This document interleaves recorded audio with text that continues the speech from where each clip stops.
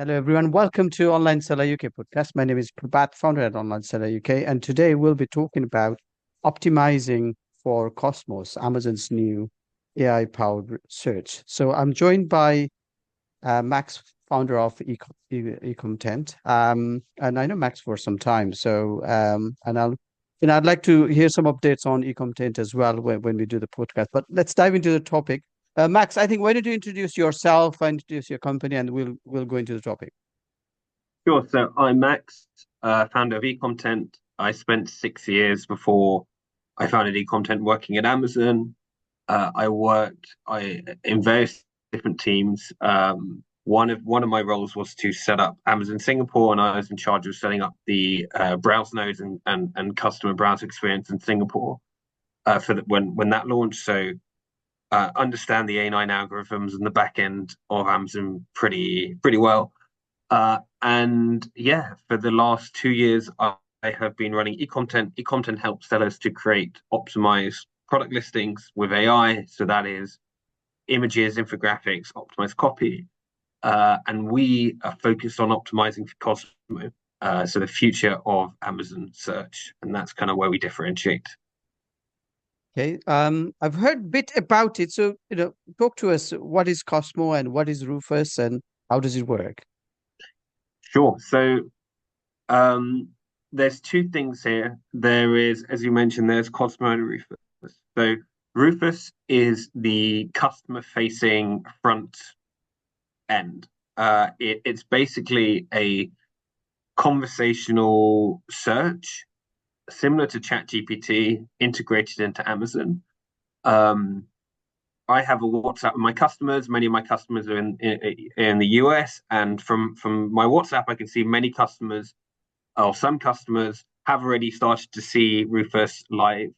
So if you look around now, you've probably seen some video clips of it. But basically, it's like ChatGPT integrated into the Amazon search, and rather than typing in keywords like coffee cut, you would talk to it like you would ChatGPT. You would have a conversation with it, and it would recommend you a handful, maybe 5 products, rather than giving you like 50, as you would guess if you just searched into Amazon.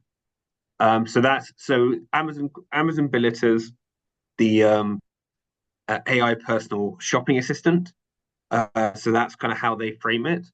Cosmo is a back end to Rufus, but it's not only the back end to Rufus, it's a back end to how search on Amazon is going to work in the future. So for Cosmo, it's it's an AI algorithm that understands intent, and it focuses on surfacing products to customers based on that individual customer, their gender, ethnicity, location, purchase history, their average spending price, browsing history, all of this data that Amazon has on all of us. And in the science paper that they wrote on Cosmo, they said back in February that they tested it on 10% of US traffic. It's a lot of traffic, and they saw a 0.7% increase in conversion from using Cosmo algorithm. And they said that this is obviously worth billions of dollars to them. So these are two separate but related things Amazon is rolling out. And my guess, my experience, that if we were to record this podcast in a year's time, this would be the norm for everyone everywhere. And between now and then, more and more categories, more and more locations for both of them. Yeah, yeah. And you've used the word personal assistant. I think that's the right word for these two clever tools, I think. And obviously a lot of people now and there are a lot of tools out there to optimize the keywords to be found and all that sort of thing. So it looks like the relevance or significance of those tools and doing that sort of keyword optimization isn't needed anymore. Is that right? So this is a thesis of content, right? And this is my personal belief. And you talk to other people, they'll tell you differently. But the reason that I believe keywords are no longer as important, and not the primary important thing when creating a product listing, is because I understand, I didn't mention it, but I was educated at the Mila University of Artificial Intelligence. I understand AI pretty well, as you can imagine from my company.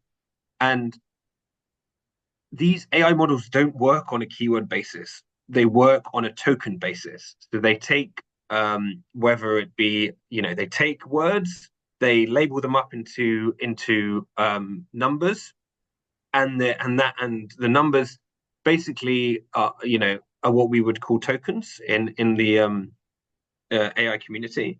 And a word could be one or two tokens. So a long word could actually be broken, like unspecific could actually be two tokens, but it's one word because it is unspecific. Like exactly how the AI like breaks up language is a bit of a mystery.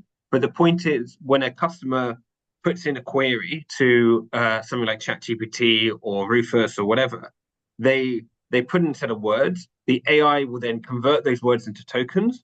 It will then compress the tokens, which it has to do because of speed, computational cost.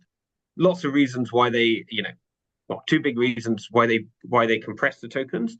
Meaning that the keyword that you might have had in there, like black coffee cup, or coffee cup for espresso martinis, or like whatever like niche you're trying to hit, it's being converted into tokens and it's being compressed before it even goes to the AI. So there's no particular reason why the AI is going to keep through your keywords, and then it's going to compute all of the data from the customer and their spending habits, blah blah blah, which we talked about, and then it's going to surface some results. So the point is that compared to the traditional A9 algorithm, which was very keyword heavy and would kind of rank products based on the keywords, based on user reviews and price and sales volume, and would basically like be this massive ranking system on different keywords and what's the best product and keywords. This new algorithm just doesn't. It just fundamentally isn't built like that, and it's not built for that. So yeah, my belief is that actually the keywords are no longer kind of, whilst important, are a tertiary importance. And what is really important instead is understanding your audience and matching the product listing, visual and written content, because these AI models can understand images, with your audience and their intent behind buying your product. Okay. All right. That's quite interesting. That's quite interesting. So the million-dollar question is, how do sellers optimize their listing for this, or be AI ready, if you want to call it that way? How to be AI ready for the Amazon products? Sure. So there's three kind of key ways that I think about this. Number one, we kind of touched upon, is intent-based matching.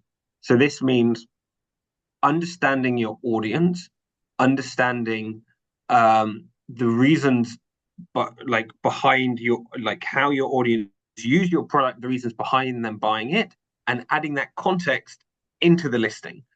And this, I think, will be more important than the keyword, because the algorithm will be picking up, okay, I'm selling my coffee mug to women in their 40s, whatever special mug for them, and I'm describing that so that the AI algorithm will then pick up that audience and the intent of how they're using it, and kind of surface it to that particular customer set. That's number one, is intent-based matching.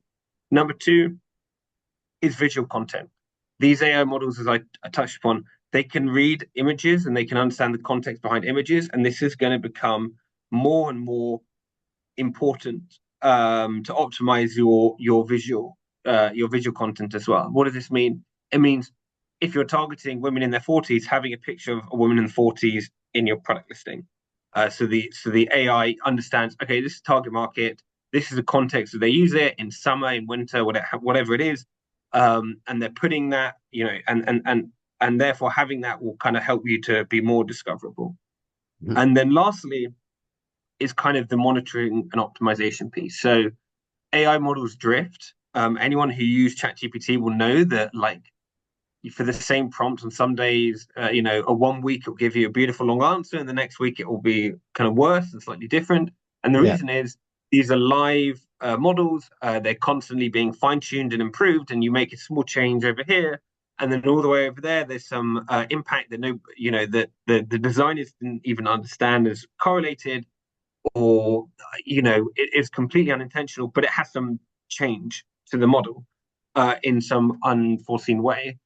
And this is going to be true of Cosmo. It's going to be, you know, continuously updated on, Q&As on their listings and different context and more data from customers. And therefore, things are going to be shifting. And it's going to be very important that people are on, more so than they have been, historically, where maybe you update stuff once a quarter, if you're in good practice, or once a year, once every 2 years, if you don't have best practice. This is going to become more and more important. You update for the key events, you're monitoring how this is changing, and you're optimizing. Yeah. Yeah. So by the likes of what you're saying, it's going to be really powerful because Amazon knows the customer history and all that sort of thing. So it's Exactly. already without these clever tools in it, they already recommend few things through email marketing and all that sort of. So it's going to be really powerful. So thank you, Max, again for talking to us and then helping us understand, how things are changing with AI, with Amazon and Amazon products. So if somebody wants to talk to you, specific about your e-content and what you do in the Amazon space, so where's the best place to get to you? I'm on LinkedIn. You can, yeah, find me on LinkedIn. You can find me at max@econtent.ai on email, and maybe you'll link the website or my LinkedIn Of in course. here so people can find me. But yeah, please reach. Love to talk about this. I'm happy to talk about it further with anyone who's interested. Excellent. Thank you again for your time today and all the best. Take Thank care. you.